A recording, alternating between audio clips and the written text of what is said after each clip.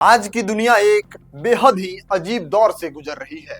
कहीं देशों के बीच तनाव है, कहीं गोलियों की तड़तड़ाहट है, कहीं गोलियों की आवाज है, कहीं राष्ट्रीय अध्यक्ष हथियार उठाने की कसम खा रहे हैं और ठीक उसी दुनिया में एक रेस्टोरेंट के कोने में खड़ा एक मैनेजर शांति से कहता है, यहाँ कोई टेंशन नहीं है, दिमाग शांत रहता है।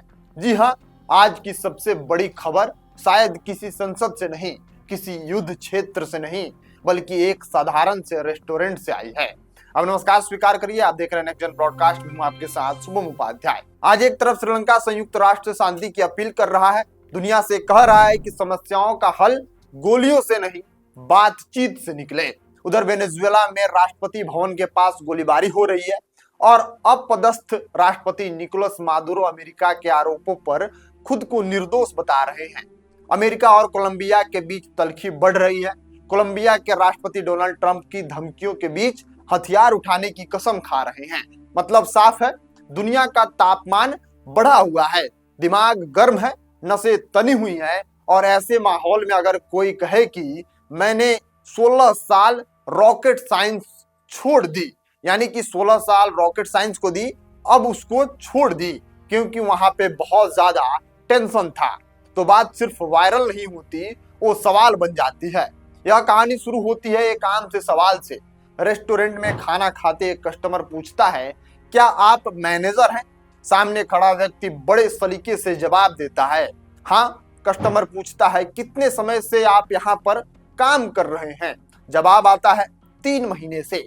अब तक सब कुछ सामान्य तरीके से चल रहा था, लेकिन इसके बाद जो होता है वो सोशल मीडिया का पेट्रोल बन जाता है, यानी कि वायरल। कस्टमर सहजता से पूछता है, इससे पहले आप क्या करते थे? और जवाब आता है, इसरो में था। एक पल के लिए रेस्टोरेंट की हवा भी शायद रुक जाती है। इसरो?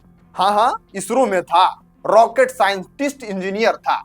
अब यहाँ से कहानी विज्ञान से ज्यादा सिस्टम की हो जाती है। 16 साल तक देश के सबसे प्रतिष्ठित वैज्ञानिक संस्था में काम करने वाला व्यक्ति आज एक रेस्टोरेंट में खड़ा है और चेहरे पर ना कोई पछतावा है, ना ही कोई अफसोस है। वो बताता है कि इसरो में सैटेलाइट असेंबलिंग का काम कितना तनावपूर्ण होता है। टॉलरेंस लेवल 0.01, कभी कभी उससे भी कम।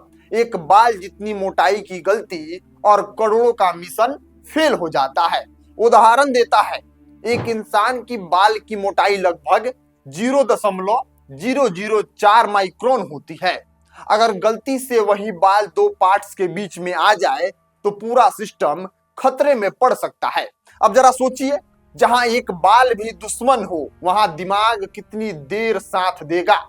और वो फिर लाइन आती है जो शायद इस पूरी कहानी की आत्मा है, यहाँ कोई टेंशन नहीं है, दिमाग बिल्कुल शांत रहता है। यह सुनकर कस्टमर भावुक हो जाता है, कहता है, सर आप इस देश का फ्यूचर हैं। लेकिन मैनेजर मुस्कुरा देता है, जैसे कह रहा, फ्यूचर बहुत देखा, अब प्रेजेंट चाहिए।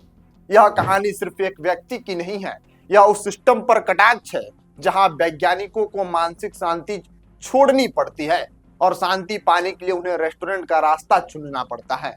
सोशल मीडिया पर लोग पूछ रहे हैं, क्या हमारे वैज्ञानिकों की कीमत यही है? कोई लिख रहा है, सरकार वैज्ञानिकों को बहुत कम वेतन देती है। कोई कहता है, यह आदमी इसलिए शांत है क्योंकि इसे खुद पर भरोसा है। और कोई तंज कसता है, नेताओं के पास सुविधाओं की कमी नहीं, वैज्ञानिकों के पास विकल्प भी कम पड़ जाते हैं। और मजेदार बात यह है कि यह कहानी उसी दुनिया में वायरल हो रही है जहां देश एक दूसरे को धमकियां दे रहे हैं, जहां हथियार उठाने की कसम खाई जा रही है, जहां शांति की अपील भी न्यूज बन चुकी है। शायद असली सवाल यह नहीं है कि इसरो छोड़कर कोई रेस्टोरेंट में क्यों काम कर रहा है। असली सवाल यह है कि क्या हम ऐसी व्यवस्था बना पाए हैं जहां प्रतिभा को शांति के लिए पीछे ना हटना पड़े, जहां देश का फ्यूचर कहलाने वाले लोग खुद सुकून ढूंढते ना फिरे। यह रिपोर्ट सोशल मीडिया पर वायरल वीडियो और दावों पर आधारित है और इसकी स्वतंत्र पुष्टि नहीं की गई है। लेकिन कभी कभी सच्चाई प्रमाण से नहीं, असर से पहचानी जाती है। और आज इस कहानी का असर यही है कि दुनिया चाहे जितनी भी बड़ी खबरों से भरी हो, कभी कभी सबसे बड़ी खबर एक शांत मुस्कान में छुपी होती है। रेस्टोरेंट के एक कोने में खड़े इन व्यक्ति जैसे। अब इन भाई साहब की कहानी आपको कैसे लगी? यह सुकून ढूंढते ढूंढते पहले तो इसरो में गए काम करने ताकि इनकी फ्यूचर सुधर सके, इनकी प्लानिंग हो सके, दो पैसे आ सके, लेकिन सुकून इतना ढूंढ लिए कि अब ये भाई साहब आ गए एक मैनेजर के रूप में रेस्टोरेंट में काम करने ताकि इनको सुकून मिल सके। जहां एक देश दूसरे देश को धमकियां दे रहा है, जहां एक देश दूसरे देश के राष्ट्रपति को घर से उठा ले रहा है, वहां पे भाई साहब एक बड़ी नौकरी छोड़कर रेस्टोरेंट में आ गए मैनेजर के पद पे और यहाँ पर सुकून ढूंढ रहे हैं।